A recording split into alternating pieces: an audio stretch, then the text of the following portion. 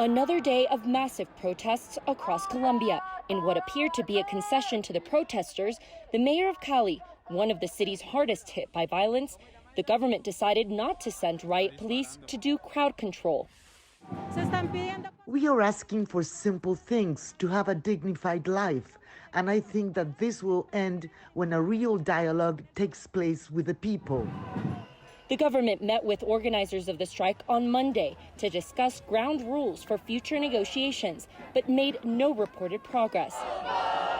The National Strike Committee, made up of trade unions, student groups, and others, have a long list of demands.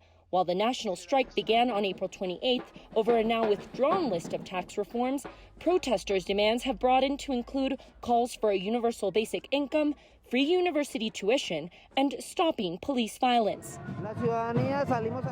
The citizens are on the streets to show our indignation with many of the decisions made by the government.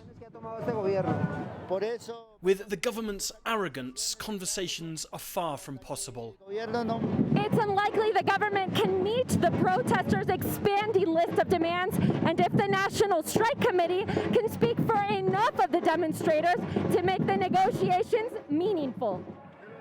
The government officials say they are creating conditions to encourage talks with student groups and local officials. In efforts to encourage the employers to hire young people, the president announced plans to subsidize 25% of the minimum wage for workers between ages of 18 and 28 for a year, possibly longer. But on Monday, President Iván Duque called on the deployment of security forces to lift roadblocks connected to these 3 full weeks of protests.